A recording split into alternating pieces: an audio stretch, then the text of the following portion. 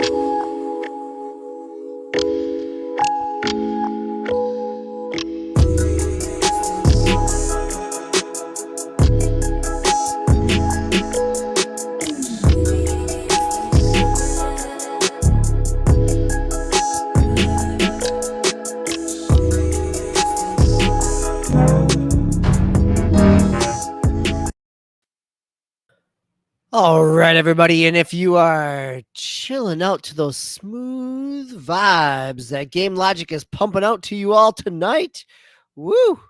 All right, this is episode 298 on the Enough to Keep Going podcast. As Game Logic said, this is for the week of July 9th. Tonight, I am your host, DBQ Hams, and joining me tonight at the top of the show is Game Logic himself. Game, how are you tonight? I'm doing good, man. Living my best gaming life.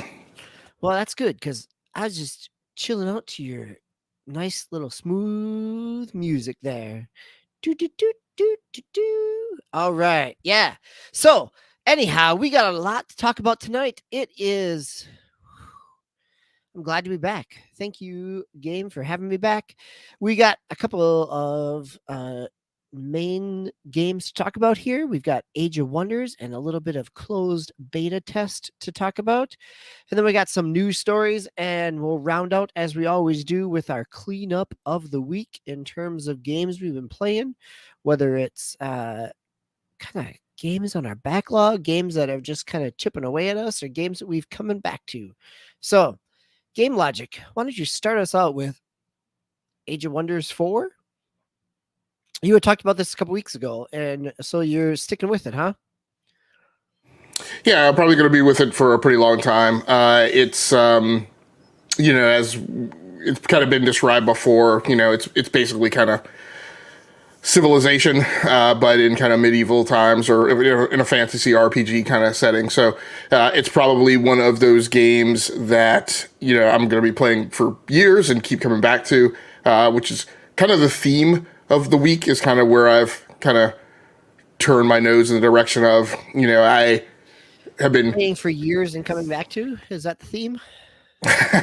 Yeah, just more of, we've talked, in the years before about how, each of us kind of goes back and forth between this, playing what we feel obligated to play versus, what kind of most appeals to us. And I tried to stick with some of the story-driven stuff, and as I continue to get older, that I find myself less and less interested in that. Not I don't think due to age, but just because maybe storytelling as a medium, I've always contended that I'd much prefer to interactively go through a story than have one kind of broadcast to me, like in a TV or a movie.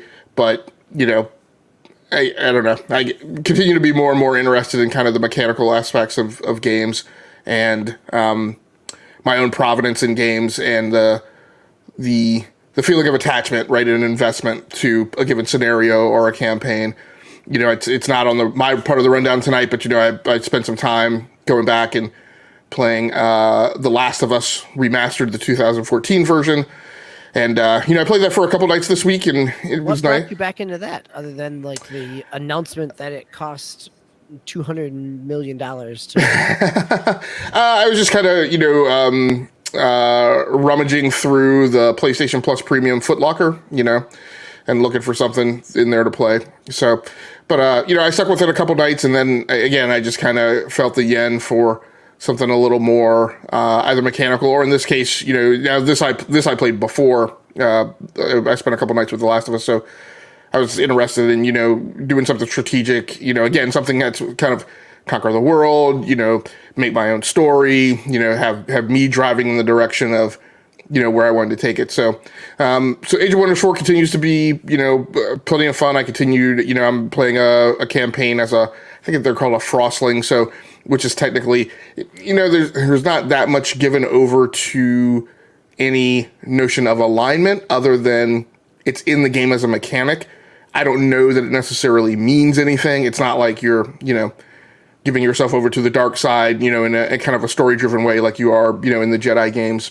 But I'm continuing to make investments, build outposts, expand my empire. I'm kind of strategically working my way around the map and formulating, how I want to do the kind of geographic approach to, one of the other kingdoms that I'm kind of frenemies with.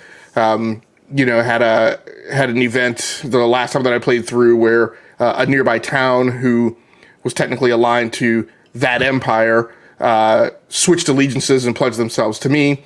I added, my first additional kind of hero character. So now I have armies, but I also have armies. Now I'm starting to build out armies with the 2 additional armies that have hero characters at the head of those army units, which gives you a few more offensive capabilities, and kind of starting to stage, the empire's expanding enough, so I'm starting to stage, armies and encampments around certain outposts and build on my, strategy and plan for expansion. So I'm having a good amount of fun with it, finding the interesting thing with this is in a lot of these 4X games, you don't have the notion of loot as much.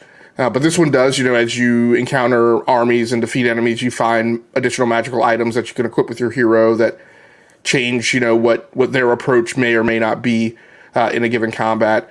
So having a good time with it. Nice. I'm glad that it's adding layers to the combat, adding layers to the strategy aspects of it. So that's encouraging to hear. So that's Age of Wonders 4. It's also fun to hear you talk about diving back through and digging out in the PlayStation Premium Plus, whatever the top tier is of the game service, right? Like I picked that up over the days of play as well. So back in June, I picked up PlayStation Plus Premium, whatever it is, and have been playing back through a couple PSP games that I've enjoyed over the years. Playing back through some Sony Ben Studios Siphon Filter, and diving into a few other games there. But yeah, that's been a nice kind of ability to go back in and find some PlayStation 1 classics in the process. Speaking of PlayStation 1 classics, my game, a new game that I've been playing, is related to Final Fantasy VII.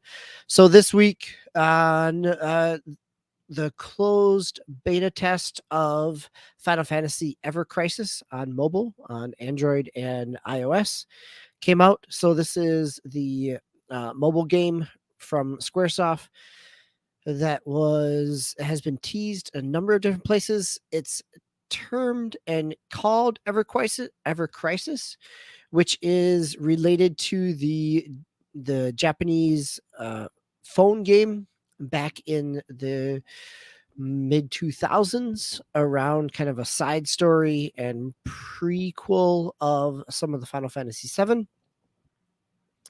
Here, though, I am not sure that is actually what it is. This feels very much, and it even breaks down into 3 different story components.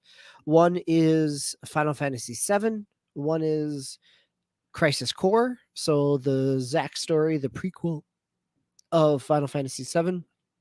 And then the third one is First Soldier. So First Soldier is the battle royale game that was just recently canceled and closed down by Square Enix.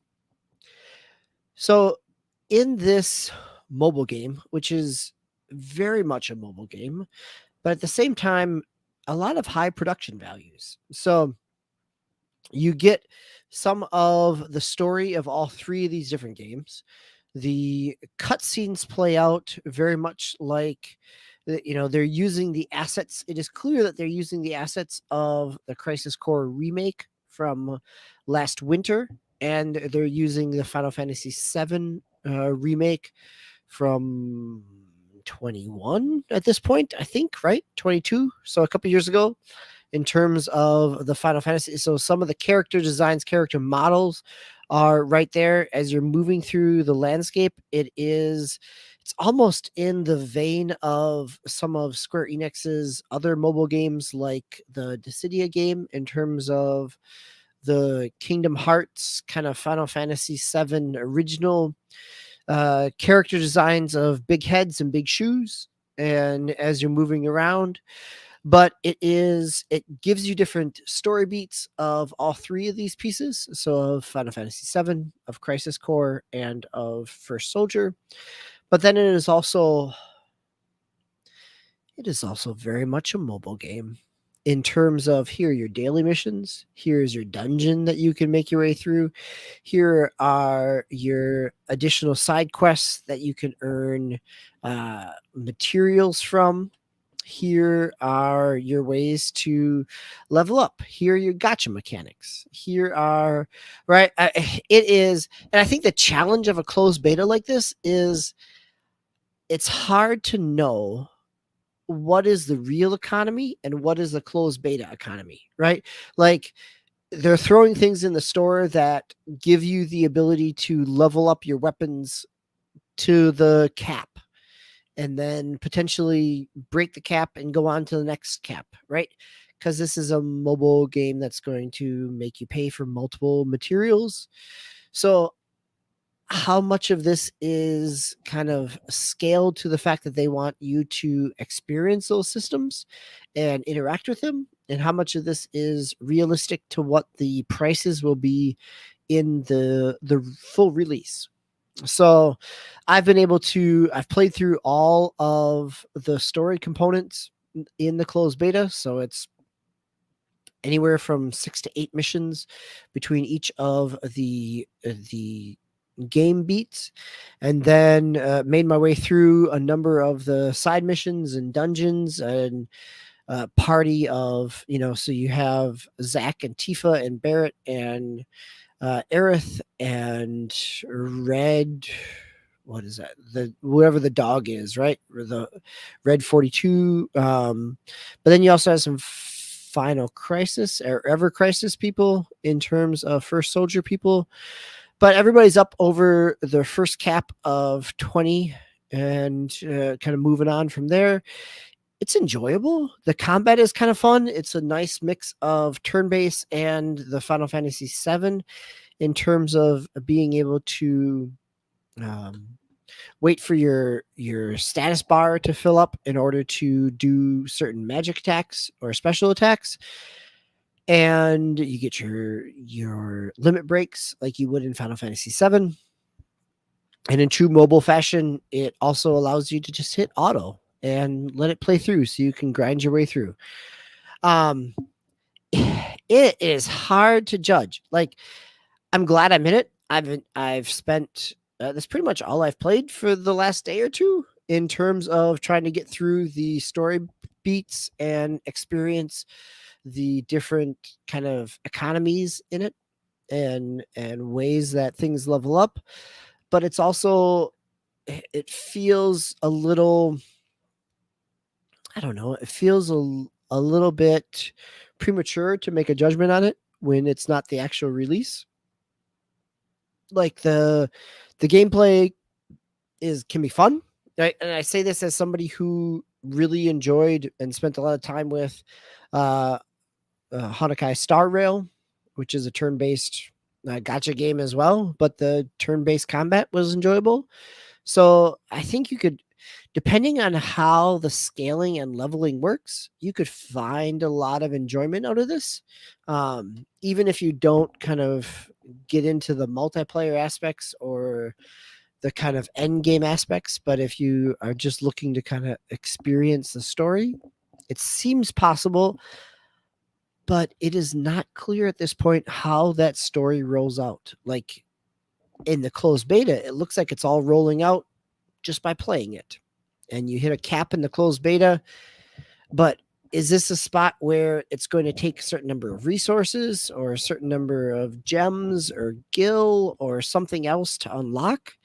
So it'll be interesting to see how it goes. In terms of the mechanics, it plays very enjoyably. It plays well, it plays smooth, it has a nice kind of both strategic but also mobile friendly combat. But it'll be really interesting to see how they implement the economies in how Square Enix, implements those economies in order to keep players invested and to right. I hate saying this, but also how to maximize player engagement, right? Like the idea of a mobile game is, yes, it should be fun for us players, but it's also got to make some money. So how do they balance that? And in the beta, that's not really clear at this point. So you have Fire Emblem Engage, right? Yeah. Yes, I do. Yep. So what reasons would there be to spend your time engaged with this long term versus Fire Emblem Engage? I mean, because you haven't completed Engage, right? No, I haven't completed Engage. I mean, I think that the simple truth is form factor and location, right? Like I could pick this up in the middle of a break at work. I could pick this up as I'm waiting for my kids to get picked up from someplace else. I can play this in bed as I'm waiting to fall asleep. I could do the same with the Switch. Form factor. I think in some ways that's a really good, well-made point, right? And I think the same would be true for a number of other kind of, whether you're on Steam Deck or on Switch, like the idea of a good turn-based game like Octopath Traveler or Fire Emblem Engage or lots of other indie strategy games that are out there. That there's a lot of good gameplay that's a one-time purchase. Um, I was curious on how this would play out, which is why I registered for the beta in terms of like, I knew that originally this was a one-time purchase game, but in the economies of today, it makes more sense that it is a gotcha base and, kind of that ongoing model of continued payment. So, I think, if you, I can't even say like if you want to experience a story, you're probably going to be better off playing the actual games that have this, whether it's Final Fantasy VII or Final Fantasy VII Remake or Crisis Core, ultimately over kind of the Cliff Notes version that seems to be presented within Ever Crisis. I think it plays.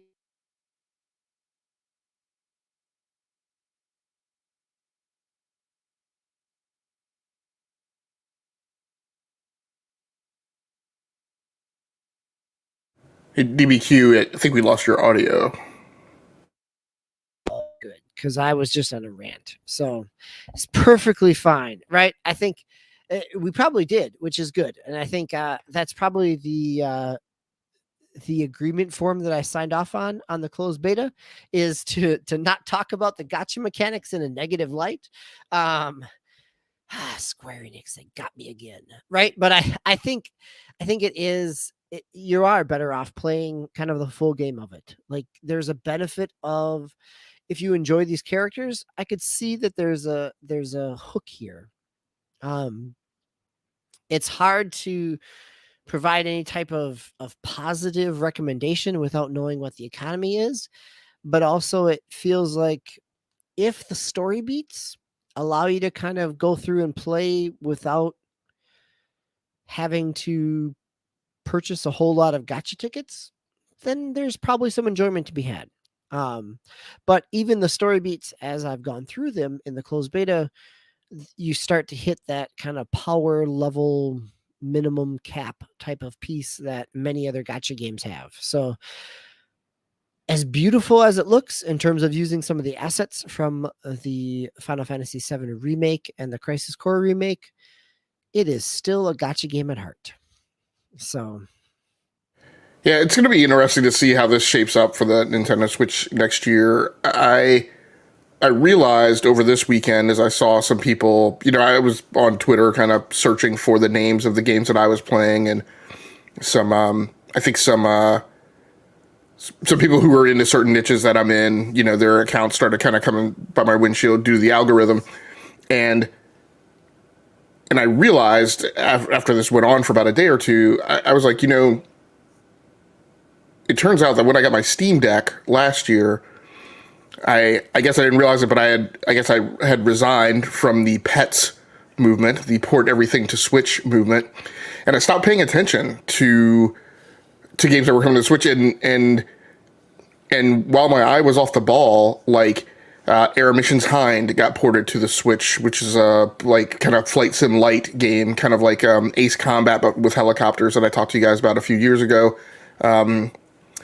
WRC Generations got a version that was ported to the Switch, which I had known about but just hadn't consciously thought about. And so it's going to be just interesting and so what that means to me is that apparently developers, despite all of the Steam Deck is the Switch killer rhetoric, which we knew was false and an inaccurate take, developers are clearly very interested in continuing to port their PC games to the Switch. And so, kind of like you mentioned about form factor, right? You have this device which can offer a wide scale of experiences, but obviously a certain amount of its content is mobile games that are also ported.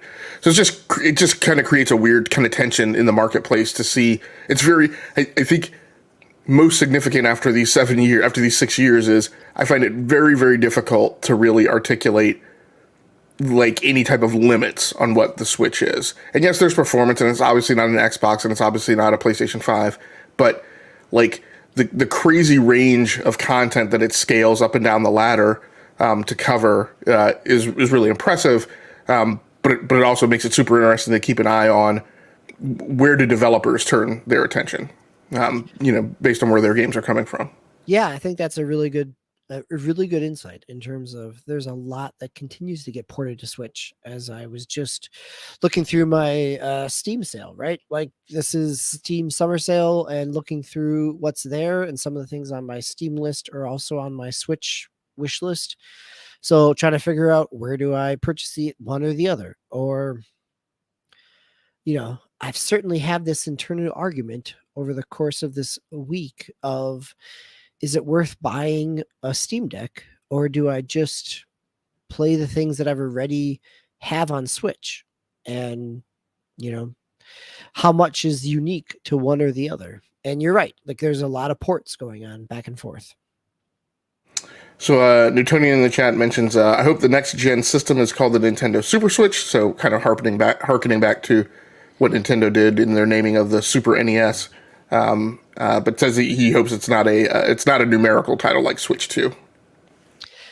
Yeah, that'll be interesting to see where they go with that, right? Like after the naming, debacle of Wii U and all of the confusion that created, like how do they've already came out over this past couple of weeks and said like we're going to have the networks are still going to be the same, like you're going to be able to continue your account. So how do they message this in a way that is clear and is in a way meaningful for people who just want the Super Switch? So yep, it'll be interesting to see. Oh, game logic. you ready to move on to some news headlines here? Yeah, let's do that. So as I've been talking about my gotcha game mechanics, it seems very appropriate that we're talking about EA and Ultimate Team type of things around Madden and FIFA.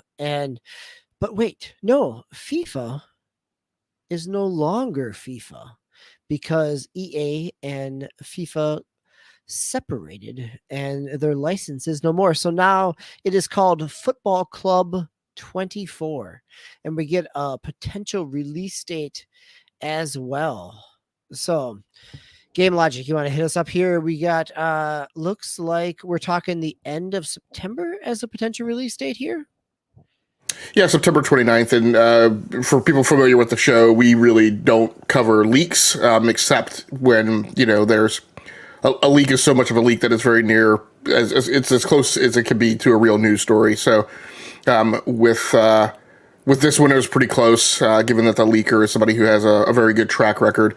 And for something as simple as the EA Sports Football Club release date, which we probably could have all guessed, regardless of whether or not it was leaked, we decided we would go ahead and cover it because there's other stuff that's pertinent in this news story as well. And so obviously this goes back to, as DBQ mentioned, right, the breakup between EA and FIFA, which was over the dispute for the licensing fee, for which FIFA wanted $1 billion, which EA would have had to pay once every 4 years. And so what's going on with this right now is FIFA is working with various third-party developers. Apparently, what it sounds like they're going to do is they're not going to do a wholesale licensing out of the FIFA IP, but they will take bits and pieces of it and make multiple deals with multiple third-party developers. What's interesting is just I have to say my assessment of this is just somebody who doesn't understand the video game industry, and so this is the president of FIFA saying, quote, "I can assure you that the only authentic real game that has the FIFA name will be the best one available for gamers and football fans. The FIFA name is the only global original title. FIFA 23, FIFA 24, FIFA 25, and FIFA 26, and so on. The constant is the FIFA name, and it will remain forever and remain the best," Infantino said. So this is apparently someone who does not understand that your license is not code. So it doesn't matter what the name of your league is. What matters is how well the developer is in implementing. So, I mean, whether or not it's the best soccer game on the field, I don't know. I would assess that that's probably highly unlikely given the legacy of fidelity and development that EA's thing has. What probably would have been the best thing to make something challenging, and I just haven't kept it up with soccer games, but would have probably been to go to one of the already mature soccer franchises and shop the FIFA license to it. Like I guess PES might be one. That's Konami's series, right? Yep, that's Konami, right? So yeah, PES, yeah. Or even see if the Football Manager guys would like the license for a year or something like that. So yep, that seems to make more sense in terms of kind of striking out on your own. In terms of what, it makes me think of the talk that Major League Baseball did around the release and development of RBI baseball when they tried to develop it in-house and had a whole lot of challenges and eventually ended up canceling it after 4 seasons worth of lackluster releases. So yes, just because it has the official license doesn't necessarily mean it's going to be the best game on the marketplace. So a couple other tidbits in here. We're going to talk, Street Fighter 6 sales, and obviously we've got the news of the Final Fantasy 16 sales. Multiple games have had, various bits and pieces of sales news. FIFA 23 last year got to 10.3 million players in its first week. And so it's just, once again, yet another reminder of how sometimes we focus on these franchises and these, or not even franchises, but these one and dones who kind of come out. But like, this is FIFA and it does these numbers every single year. What's going to be interesting this year is apparently they are paywalling and gating the access to the early access mode by supposedly, again, this is part of the leak, by by supposedly requiring you to buy the Ultimate Edition. Now, DBQ, you're part of EA Play, I think at the highest tier, and so So I was at one point, right? So the EA Play or whatever that was back on the PC, now it's just kind of built into um, Xbox Game Pass. But yes, this piece is not, it's not a surprise that EA and FIFA with EA and Madden with EA have done this for their Ultimate Editions that usually get 4 to 6 days early to play. If you're buying the $100 edition versus the $60 or $70 edition. So this part does not surprise me at all that there's this piece, because a lot of it is not necessarily about getting in and playing the game. It's about getting into the grind of Ultimate Team, like being able to get into those missions and start grinding away your packs in order to build up your Ultimate Team. So, and I think it is so telling that FIFA from EA had 10 million players, and at the same time, we have this week that Capcom is celebrating that Street Fighter 6 sold 2 million, right? Like in the first month, Street Fighter 6 sells 2 million, and in the first week, FIFA last year had 10 million players across platforms, across the exact same amount of platforms as well, maybe not. That's true, because it's not last gen, but still, I mean, it is, you're completely right, Game Logic, in terms of the scale of some of these sports games, whether it's EA or whether it's Madden or NBA 2K. We kind of we talk about them and kind of push them to the side because they're annual regulars, but the scope of what they bring in is pretty significant to the game industry.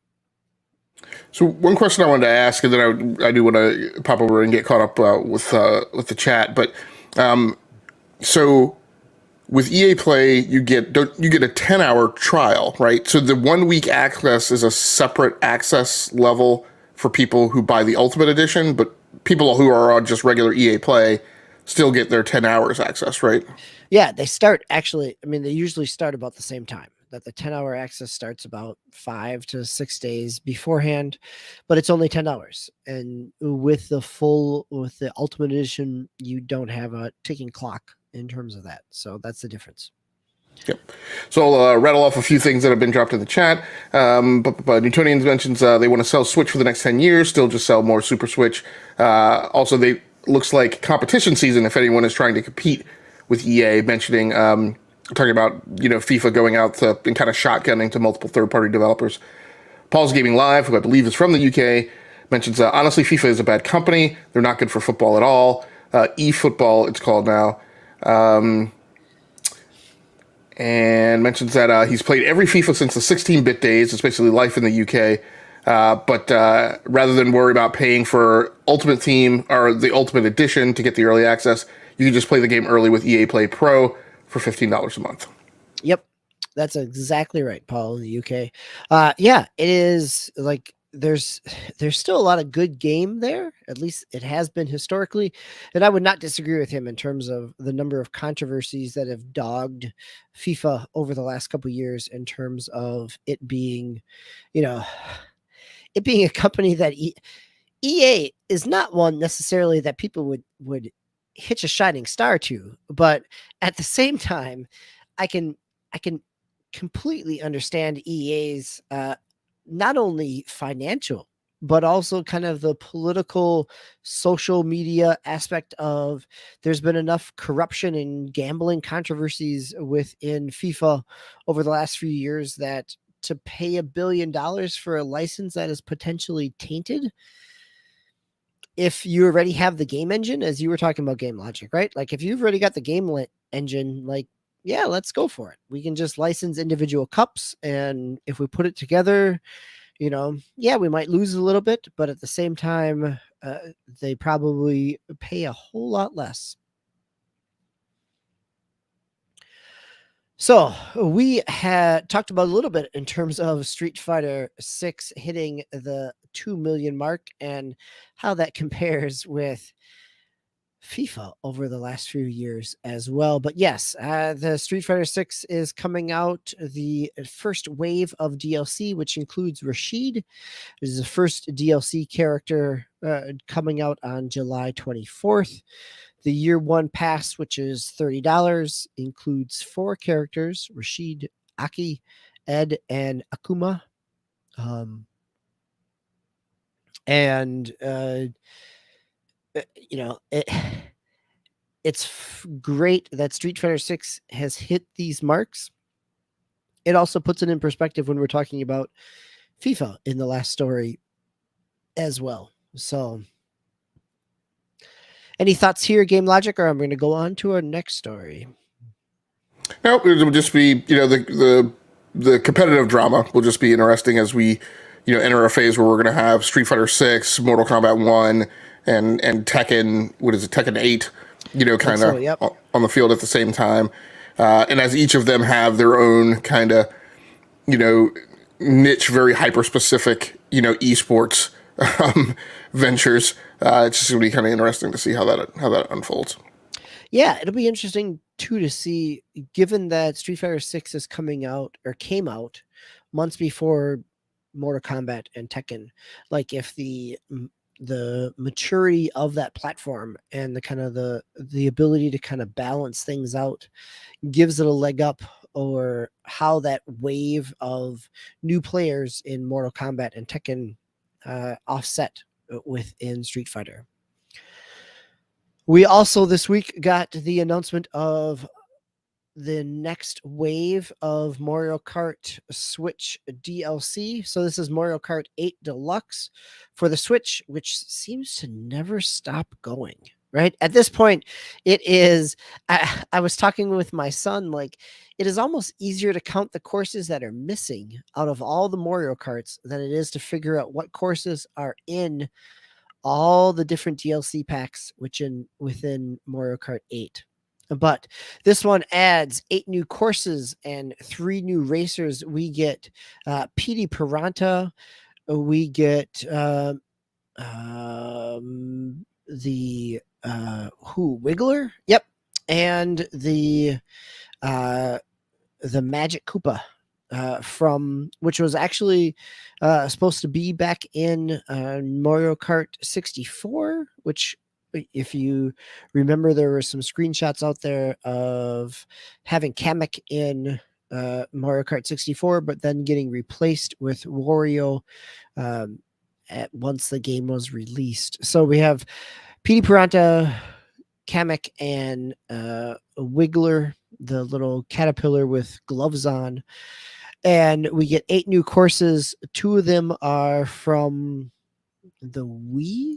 One of them is from the GBA. One of them is from the GameCube Double Dash. We get 3 of them, I think, from the mobile game as well. So if Ta was on here, he'd be able to give us a little more deep dive, I suppose, in terms of all the different carts. But this Mario Kart 8 and the game expansion passes are certainly falling in line with Super Smash Brothers in terms of kind of creating the ultimate Mario Kart game where it has a little bit of everything. So what do you think? The anthology of content to Mario Kart 8 is just, as you mentioned, kind of incredible. Nintendo is obviously working on whatever the successor to the Switch is, and most impressively, because it has not by any means been their case in the past, because I would say almost every console launch that has come along past the Wii, it always seems like whatever their internet strategy is or service strategy is, it always seems like, oh, guys, we forgot to design that. I'm most impressed by the comment you made earlier, about, mentioning the story about, their intention for continuance of kind of everyone's accounts. I mean, because you haven't had that before, right? Every time you've migrated to the next console, you've had to set up a new account. Start something new. Yep. Yeah. So my thing is like, so new Switch comes along, you can't just drop Mario Kart 8, right? I mean, we have the story this week where one of the former developers of F-Zero mentioned that he hadn't specifically talked to senior management at Nintendo, but just said, hey, I think that they've got it in the bag with Mario Kart 8. It's kind of become the thing that is synonymous with the Switch as far as the Switch's flagship racer. It really wouldn't really make any sense to make a big investment in F-Zero. Yeah, I read that story too. Like, it's just like, well, we've got a racer. It's called Mario Kart. Why do we need to invest in anything else? Yeah. So what do you think that they would do then when the new Switch comes along? Yeah, I mean, I think in some ways the new Switch is the only reason that Mario Kart 8 stops, is that there's enough of a new engine and a platform in order to create some new mechanics to go back in. Like, and I mean, this is the challenge Nintendo in some ways with the Switch, because of the Switch's success, has painted them, and the longevity of it, right? Has painted themselves in a corner with both Mario Kart and Smash Brothers. It's not like you create one that expands on those. In some ways, you have to create a new engine in order to justify why you would even want to play this new game, because the new game is going to be smaller in scope than what came before it. Yeah. What if it's crazy? What if Mario Kart 8 and Splatoon, what if they are Nintendo's Destiny 2? What if the plan is that this thing's just gonna get a next gen upgrade, it kind of a port-ish or whatever, but it's just gonna migrate onto the new platform and continue to kind of be the flagship, in perpetuity on the next platform too.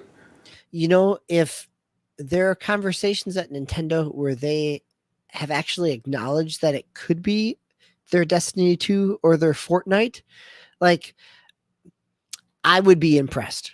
I mean, it feels so un-Nintendo-like to say, yes, we could have something continue and not sell you another box of something, right? Like, historically, I mean, Sony's in that same position, right? Like, it is the Western versus Eastern mentality in terms of product design to some degree. Like, it's about selling you a new model versus patching in and selling you a subscription to the existing model.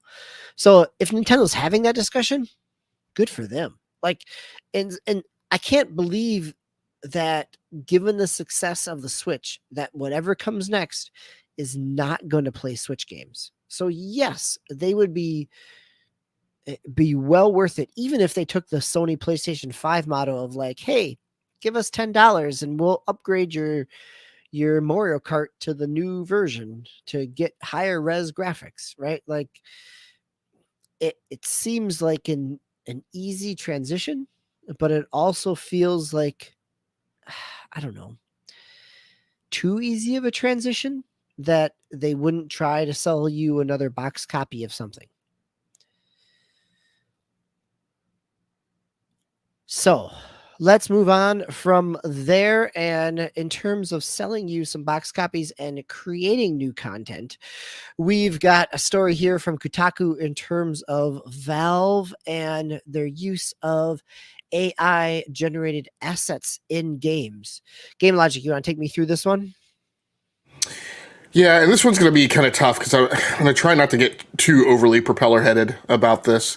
I don't know. You kind of lost me at the first image of the hentai schoolgirl. Like, what are we doing here? So that's a good place to start. So one thing we should talk about is the fact that Valve has a very weird approach to policy, I would say, in general. In many cases, it is the Wild West. and anything goes, and that has caused, in my opinion, kind of brand problems in the last few years, right?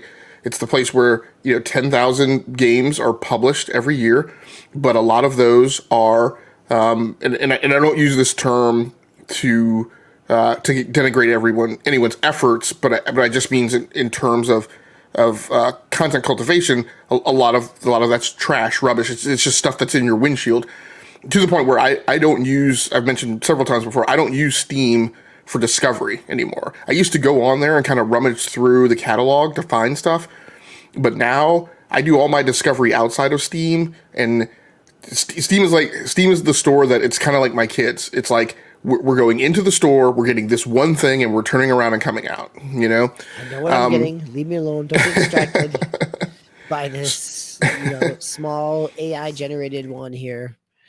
So they've gone down certain paths a couple of times before, or skirted certain issues and topics, and the outrage has flown up, and they've backed off of it. There was the brief period of time where there was a rumor or a discussion that they were going to allow modders, community members, to charge for DLC. There was the controversy that's around, as you mentioned, hentai, kind of sexually oriented games, these weird like girlfriend dating simulators or whatever. And so, and there was a brief period of time where there was talk of kind of policing those or not allowing those in the store, and then they quickly backed off from those. So I'm glad you're associated with hentai. Thanks. It's wonderful. So now we have this problem with AI, where people are able to utilize AI to generate assets. They're able to use, models that have been developed via training on assets that it's uncertain whether or not those assets were taken for training with the originating artist's permission. So that results in a lot of assets looking very similar to other assets that may be in other games. And so the way this went down was there was rejection of a developer's game, and this caused a lot of people to believe that Valve's, at that point, unspoken policy was that it was not going to permit games that were made with AI. The problem with that is in the discussion today, one of the things and a bridge to another thing. So one of the things has been, as we provide more advanced tools to developers, Unreal Engine, Unity, smaller development teams are able to create works that have greater graphical fidelity and appear more advanced than a team of that size, we kind of might have historically thought of being capable of. AI presents kind of the same, and this is the bridge. The bridge to the next capability is the incorporation of the use of AI, which may provide even greater capability for small development teams. And so obviously there's a group of developers who, find that attractive.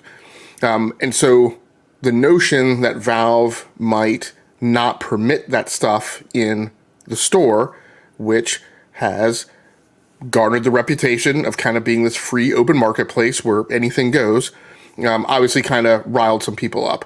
It turns out that what the policy is that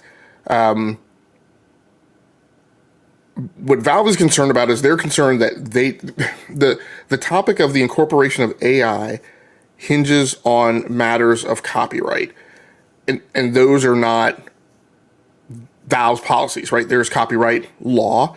That legal precedent is going to eventually be established. It's going to wind its way through the courts. The whole kind of judicial philosophy about this is going to come into being. And what it seems like Valve is trying to do is they're trying not to be the first ones to step their foot in that trap, right? And so they have current copyright policies, which will make things like this problematic. And so they are voting conservatively or governing conservatively when they see those things come across their windshield. But by and large, their overall approach is, we just don't want to get involved. Let this be fought out on a larger stage, and when those things are established, then it will trickle down. We'll have something to lean on and rely on. So it's not us setting the policy, but it's us just simply enforcing right what the expectation is. Yeah, I'm smirking along with this because as somebody who works in higher education, there's lots of discussion of AI and content generation, whether it's a faculty member's presentation, whether it's a student's paper, right? Like the idea of AI generation and how do we govern that and how do we manage and regulate and even identify it is a continuing battle. And so from Valve's perspective, in terms of being as big as they are, it makes a whole lot of sense. Like they don't want to step on the creative aspects that AI can create, but also they don't want to spit in the face of original content creators who are designing and developing original art assets, free of any type of AI generation. So they are trying to walk this line, as you said, of like not being the first one out there. So let's see what happens. We're going to hold this where it is right now and see what comes next. Like, I think that it'll be interesting, not only in game design, but in content development and content production of any type over the next year or two to see where those lines get developed and where those lines get drawn in terms of AI content. Like where is that acceptable? Like we saw the social media backlash over Marvel Studios AI generated intro to Secret Invasion, right? Like what is acceptable, what is not, and where that line comes will be something that as a I mean, not to draw big strokes, but as a culture, I don't know that we've dealt with this in the same way. Like I think the internet late 90s kind of is probably the last time we had this idea of content copying and generation and having to do it here in an AI world where there's a much more nuanced aspect is something that I don't know that we as both a culture in terms of creative, but also a culture in terms of corporate have not tackled very well. Well, and we have all sorts of, this unfortunately, is kind of coming into the place where we have, in many cases, kind of weak annoyance level kind of copyright where, somebody will say, oh, you can use this as long as you mention me, like, and have a link in your YouTube video. And I'm like, how does that ever happen? Who enforces that? And what does it mean? And then you have, YouTube, and I'm trying to remember if there was another company, but I guess YouTube, but, doing the, using AI to enforce copyright so that, if, they have bots that if they detect, a song or a clip or something that, you automatically get cited for a copyright infringement, as well as policies where, the infringed upon party can fire a claim, and their claim is assumed to be correct, right? Until you refute it. Like it's just, so we just have a real problem with mass and with volume, and policies that try to make things easy for people, that are going to make it even more difficult to pull something apart that really requires kind of a laser scalpel, to get sorted out. Yeah. I mean, I think that's a good point. Like I'm stumbling to try to figure out how to articulate this because there is so much here to unpack and so much that we don't know yet at this point. So the idea of a laser scalpel is a good analogy in terms of it is going to need to be sliced and diced in different ways. So interesting pieces. So we got some other news hits here before we head into our games that we've been playing this week. We have the trailer for Mortal Kombat 1, which confirms that Smoke, Rain, and others are coming to the game as its September release. Diablo 4 is starting its first season here this month. We have the announcement around the start date, and also, last week we had kind of the hubbub around the fact that you needed to create a new character and start over, which fits in with Diablo 3 seasons, but if people have not been paying attention as they jumped into Diablo 4, that seasons are working the same way. Diablo 4 also hit some news this week in terms of some of its unique items. It's our one and only items that showed up and some streamers found as well. Game, you got some comments here? No, nothing on that specifically. Okay, I just saw you grab your mic, so I wasn't quite sure. So, moving from one and only item drops in Diablo 4 to the one and only creator of Sonic the Hedgehog, in terms of Yuji Naka getting pleading guilty and getting fined and serving a suspended prison sentence. So this was related. We talked about this probably a good 8 months ago at this point, in terms of being accused of insider trading. So Sonic the Hedgehog creator Yuji Naka, while he was working for Square Enix on the the infamous Balan Wonderworld, let's say, right?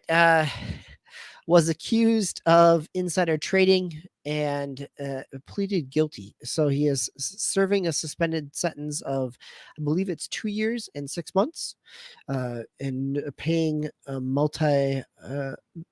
I think, multi-million dollar, $1.2 million fine.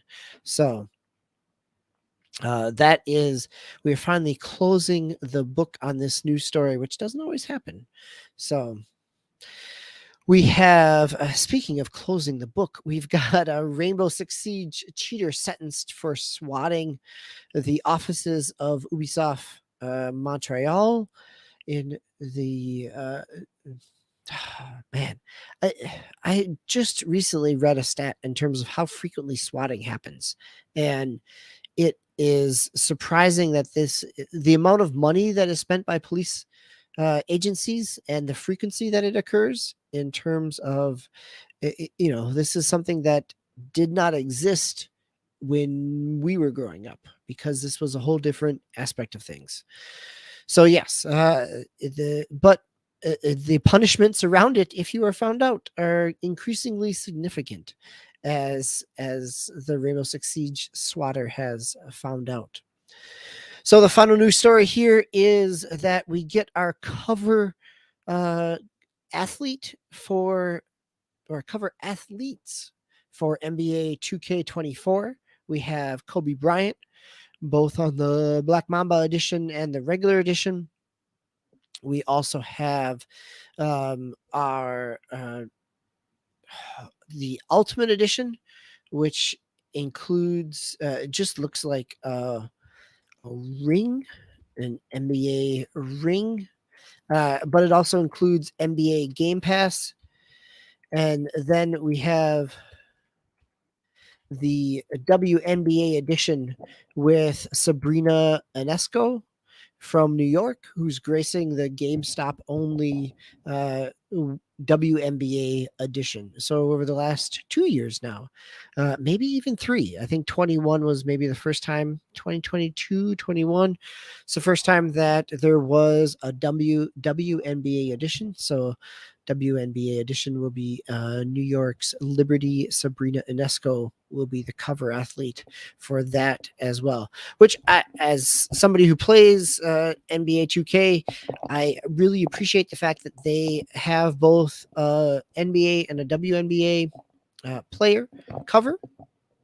And in some ways, I think there is an argument to be made that the career aspect of the WNBA in NBA 2K23 is actually maybe a little more user friendly than the my career aspect, with all its microtransactions and side stories and Jake from State Farm and everything else that happens in those, the aspects, where the WNBA My Career is very much focused on the court and the development thereof. So that's the other. But I think the other piece here, which we have not covered and which has not occurred yet, is that there is now going to be crossplay between the PlayStation 5 and the Xbox Series editions. So this was NBA 2K. The series has been locked to platforms since forever.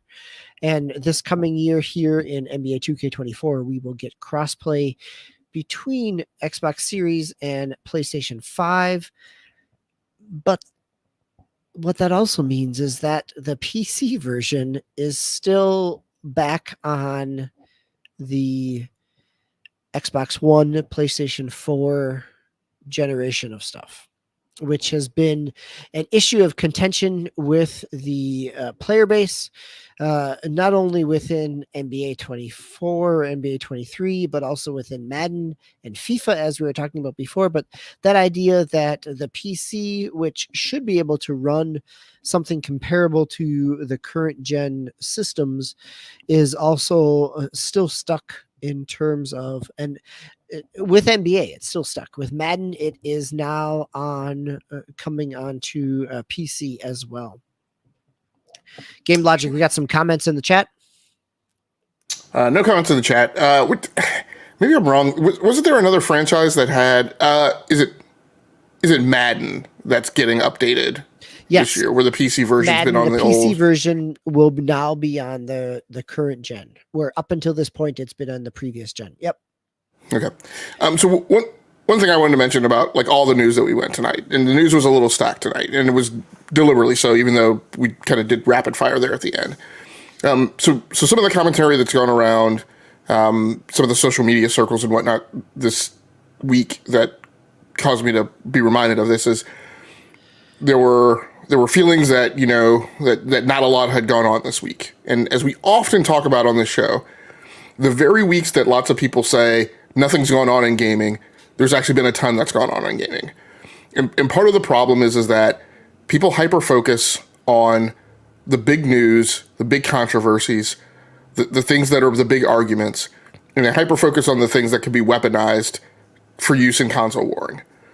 And this is, in my opinion, part of the reason that there is a lack of understanding of components of the gaming industry that are actually, I won't say fairly obvious, but are actually pretty well promulgated. But the problem is people don't pay attention to them.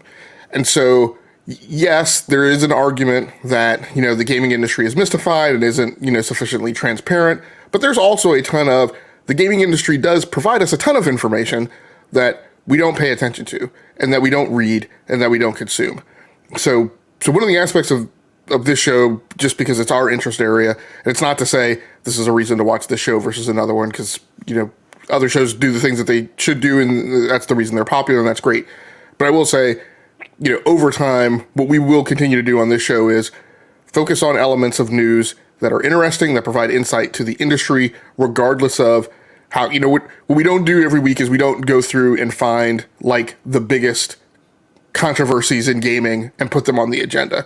If you've ever noticed, that's just not what we do. In fact, fairly often we skate by and ignore those controversies because we know that other shows are covering them. So, you know, just, you know, take a peek and look at things going on in the industry. There were stories this week about, you know, Embracer getting a cash infusion from our Embracer Group, you know, doing another round of funding to try and solve some of its financial woes. You know, the developers who left Playground Studios getting a cash infusion from Tencent. So those are things that, again, provide interesting insights into kind of the financial underpinnings of the industry. And there are other things like that going on all the time. So, yeah, I think that's such a good point. Thank you.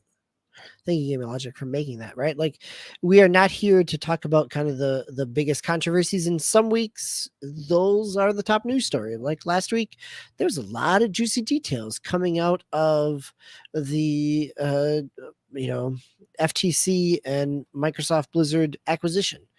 This week, not so much, but that doesn't mean that it's a slow news week. It just means that the type of news might be a little different. Like, we also had the wild card football right? Announcement from Saber Interactive in terms of this is the developer of the studio that made NBA Playgrounds 1 and 2, that made WWE Battlegrounds, now coming out with these have been published by 2K, coming out with kind of an arcadey NFL Blitz like wild card football game coming in September. So just because it doesn't necessarily raise to the level of Flame Wars doesn't mean that there's not something interesting or something to kind of worthwhile to pay attention to coming out every week in terms of news. So, since I was talking about wildcard football, I'm going to use that as my segue to talk about playing a little bit more Madden, or playing a lot more Madden on Xbox, in terms of moving through my 8th season with my current franchise and with a friend playing through there. But I think the aspect here is we also have some announcements around Madden 24 with its franchise and some of the trade logic and some of the beta impressions that have been out there. As someone who basically broke my salary cap by figuring out how to min-max my trades and not re-sign players, but to trade for future draft picks. The fact that now we are moving from three trade aspects to 6, that you could trade 6 players or picks on either side versus just 3 on either side, is both interesting, but also maybe accelerates some of my breaking of my salary cap, as I have traded all my high-end free agents or people who would want a bigger contract for future draft picks, and which has worked out well, but also locks me into a lot of salary cap overhead. So yes, I've been playing some Madden 23. That is kind of my continued go-to game, along with, as we were talking about earlier in the show, some of the PlayStation Plus premium games, the backlog within PlayStation 2 and PSP. Game Logic, looks like you are back into racing, as you have been on and off over the past few weeks. So with Dirt and also Assetto Corsa, are you using a wheel and pedals, or are you using controller? What is your input status here? A little bit of both. So, so with Dirt 5, this was something I dove back into because of, again, trying to make sure I'm getting my, money's worth out of, the subscription services I pay for. So I was over on PC, wanted to play something in PC Game Pass, kind of struck on Dirt 5, and did want to, I mentioned a few weeks ago that I picked up a Thrustmaster TMX, racing wheel and pedals. I already have a Thrustmaster T300 RS GT edition, which is compatible with the PlayStation 5 and PC. Usually, historically, I've always had wheels and pedals that have been compatible with Xbox and PC, but I went with the T300 RS. But I've been playing enough racing games, and I'm going to be playing enough kind of vehicle simulations that I just decided it was worth it to have one that was also compatible with Xbox. So I used that on the Xbox a few weeks ago with Forza, but I decided I did want to, utilize both, back and forth on PC, save on wear and tear. So, in addition to that, I also decided I was spending enough time with racing games that I was going to go ahead and get a stand for my wheel and pedals. And so I found a one on Amazon from a company called DeWangus, but it is it's an H frame basically that has a plate that you mount the wheel on. My wheel doesn't have screw holes on the bottom, so it just clamps to the plate. But it's a heck of a lot more stable on that thin piece of metal than it is on kind of a thicker desk. And given the degree to which you have to thrash the wheel around, I'm much more comfortable not, seeing my monitors and my Xbox, shaking and rattling and rolling like they're on a Vibe bench for environmental testing. And then it has a base plate where you can put the wheel, where you can screw the wheel and pedals into. So I was using that for Dirt 5. Dirt 5 performs well enough. I was playing it on a 3440 by 1440p monitor on a RTX 3070 Ti, seeing high 120s to 144 frames per second. But the game itself is probably one of the most frustrating experiences that I've had. And I've played a little bit before with controller, but man, like I have not felt like I wanted to throw a controller at a screen like that for I don't know how long. So how is this different? I mean, you've played the Dirt series over the course of years. What makes this so frustrating for you? So I don't know what so first of all, this was a rush job, in terms of trying to get something ready for the next generation consoles, when it launched on PS5 and Xbox Series XS a couple of years ago. It is, it's everything. It's not Dirt 2, 3, and 4. It's obviously not Dirt Rally. I've talked, in past years how there's this split in the series, or at least there has been over these years, where there's one that's a simulation, that's the Dirt Rally series, and one that's a little more arcadey. This is in the arcadey franchise. But, so first of all, the AI is horrible. Whenever you're in traffic, it's nothing but bumper cars. There's tons of rubber banding. And if you ever try and drive in cockpit, just the profile of most of the cockpits is such that like you can't see anything. Like the field of view is just so tight. So when I drive this game, and I generally go back and forth between driving in cockpit and over the shoulder view, but my preferred means is to drive in cockpit. I only don't drive in cockpit because I'm not doing well. So, but with this game, like I can't even, like there's a close into vehicle over the shoulder view, and then there's a pulled back. I have to drive from the full on pullback view, just because it's just because, like I said, the AI is so horrible and the rubber banding, and then on top of that, and all of that culminates in it feels like playing Blur or Mario Kart in its randomness. Somebody comes up and flies by you. They're driving in a straight line. They don't care about who they run over. They don't care if knocking into you causes them to be slowed down. But on top of that, a very slight, changes in direction or something can wind up just being kind of catastrophic. So, and then on top of that, wheel support isn't like that great. So it's definitely like, and again, you have to play the game not having very high expectations. Obviously, like we know that this game, doesn't approach simulation fidelity at all, but it also just invokes a incredibly high degree of frustration. So there are night tracks at night. There are night tracks where there's just no visibility. Like you're the only thing you can really see on track is there are different color lights on either side of the turns. So it is what it is. And that's a engine fidelity aspect?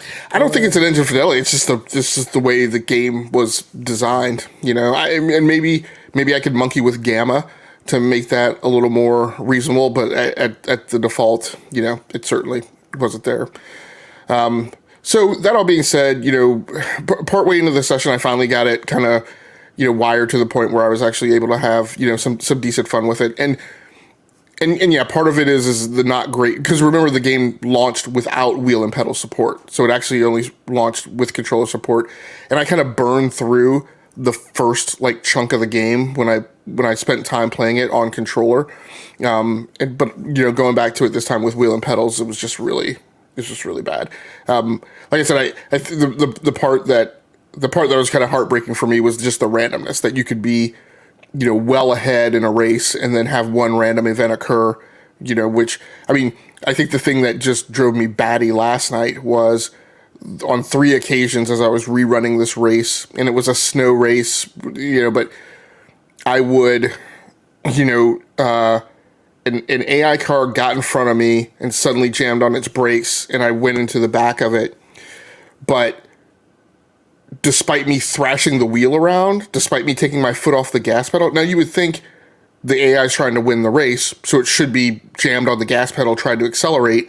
I was like magnetized to the back of the AI, and there was no getting off of it. Like I was thrashing the wheel around, taking my foot off the gas, no longer accelerating. I'm like, he should have just jetted off like into the sunset. Right. But There's like some this, definite engine collision aspects there, some physics issues. just some weird stuff. So that all being said, look, I have disparaging comments sometimes about Italy and the Roman Empire, but let me tell you, Assetto Corsa, Assetto Corsa is, mwah, it is the chef's kiss of racing simulations. You know, the Italian people, the Italian country are known for incredibly refined, luxurious items, and Assetto Corsa is in that vein of, you know, some of these dev teams out of Europe and out of Russia that build these really immaculate simulations that just stand the test of time. Assetto Corsa came out in 2016, I think I want to say. May have been on PC 2014, then may have been ported to Xbox One and PS4 later. But the game's older. You could tell it doesn't quite have some of the graphical fidelity that some newer racers do. But I mean, from the very first race, you have to get in under the hood and immediately start tuning the car. Has there only been one Assetto Corsa?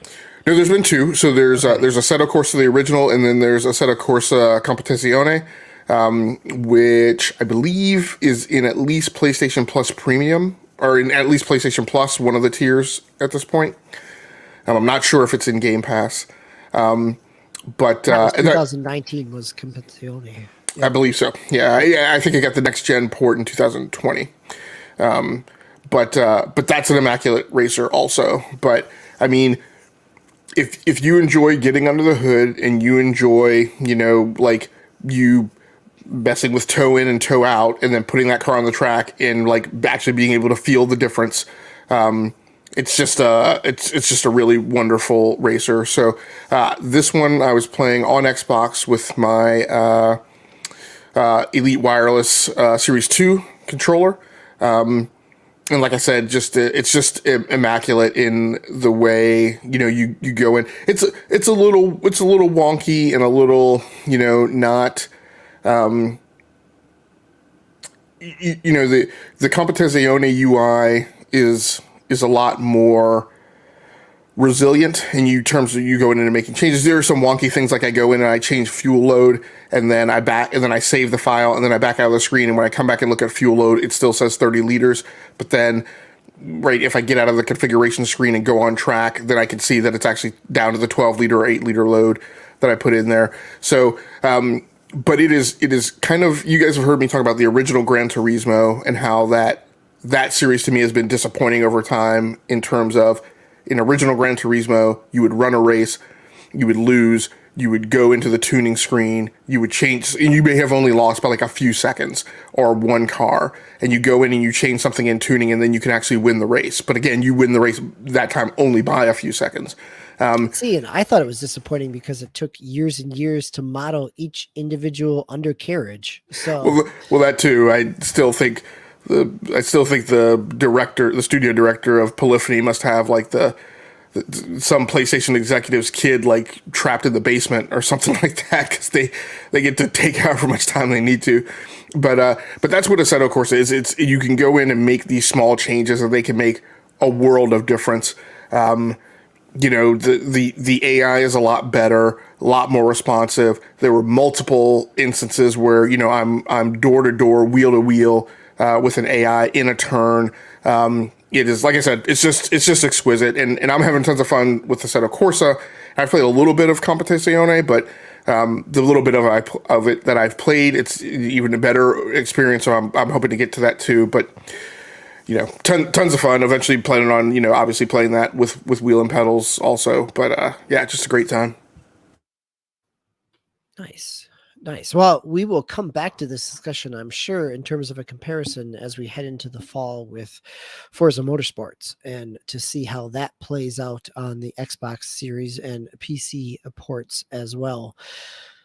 So, both in the tons of fun and also disappointing mindset, my son picked up Everybody 1-2 Switch last week, which I guess this is a good way to end in like the what? Um, so 1-2 Switch was a launch game back on Switch in 2017, and Everybody 1-2 Switch seems to take that idea and smash it together with Jackbox in terms of a party game, and it feels both uninspired and also entirely restrictive because of that. Like 1-2 Switch, you had all the games unlocked. You could just pick and choose. You could jump between. You could have it go at random. Here, you can only play the games within the party mode, or you could play. Oh, okay, hold on. You could play some bingo, which uses a smartphone and just puts a bingo card in front of you and you tap it. And if you don't tap the button, like if one of the icons has been called out, it will highlight it for you. And it's not even like complex bingo of like B52 or I9. It is just numbers. And the fact that I am harping on bingo means this game is incredibly shallow. That there's a reason that the developers of it were out on Twitter talking trash about it before its release. Like it 1-2 Switch was a game that recaptured for my family the fun of Wii Sports in like the instantaneous moment of console launch. Like that was a game that we spent a weekend playing as a family and had a ton of fun with. We never really went back to the game after that, but it was a game that highlighted some of the things that the console could do and also was just this kind of fun, whimsical aspect. And Everybody 1-2 Switch feels like it is trying to force you into a Jackbox Twitch streaming party mode, whether you're on you can play it with both your controller and with a smartphone. But only some games can be played with a smartphone. Some games still need a controller.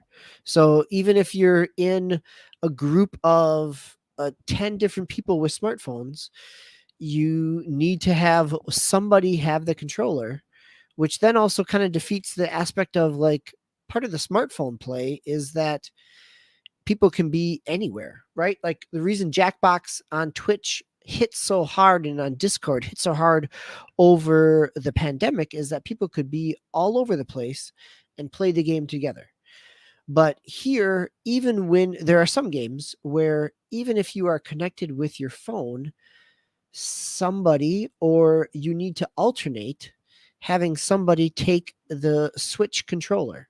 So it works fine for an in room game, but does not work well for like a Discord or an online game as well. Like, again, I mean, it's $30. It is like I told my son who purchased it, like, yeah, I'll pay for a couple movies over the summer and we'll pay you back. Like, it was a little bit of fun to play. It was an interesting experience, but it's also a disappointment. And the fact that the developers know that it's a disappointment, the fact that last year we had the rumors that this game was completed and Nintendo's been kind of sitting on it speaks a lot about what it is, but it also feels like a real missed opportunity. Like for the fun and the lightheartedness that the original one enveloped in 2017, this feels to just miss that mark. So, which is too bad, because even if it unlocked everything from the get-go, like there are some fun games in here that could be fun in like a party mode of like jumping between things, but because they are locked until you play them in the formal, like official mode and not just open to a free play, it really limits the gameplay. So there's my less than positive review of Everybody 1-2 Switch, which really isn't a surprise to anybody who has been paying attention to anything 1-2 Switch related. So, but that's okay. All right. Game Logic, anything else for you tonight before we round off Infinity? No, that's pretty much it. Going into next week, started going back to the Diablo 4 campaign this morning. I'm probably not going to finish it before the new season starts. We talked about that. The start date for that is July 20th. But, I may, choose some progress out of it. And I'll be going back to Call of Duty Modern Warfare 2 on PC, continuing to play some of the Season 4 content. Nice. I've got a few games that I picked up on the Steam sale in terms of that I need to dive into for next week. Wavetail was one of them. Wavetail is kind of like I talked about the demo back here, probably back in December. It's a cross between like a Wind Waker in terms of like the ocean and there's some islands, but also the Immortals Phoenix Rising type of gameplay in it. It's an indie dev, so it was on sale. It's on sale on Switch as well, but there's a nice little combo pack of Wavetail and roguelike and the gunk that I had picked up for $20 or so. So a couple Steam sale games, and maybe I am fighting the urge, Game Logic, to pick up a Steam Deck now that they're on sale. But right, it goes back to I could keep playing what I have, or do I get something new to play the things that I already own? So, yeah. So we'll see next week where my self-control lies within that. But next, that's a tough one, and the thing that enters my mind is, considering that you might have to pony up for a new Switch next fall. Maybe that justifies getting the Steam Deck now. It's tough for me to. I've been trying to think through and assess like when we're going to see a Steam Deck refresh, and I wonder if that is also coming in the next year. Yeah, I know. Like a little bit of form factor, a little bit of hardware pieces there. Like I held off.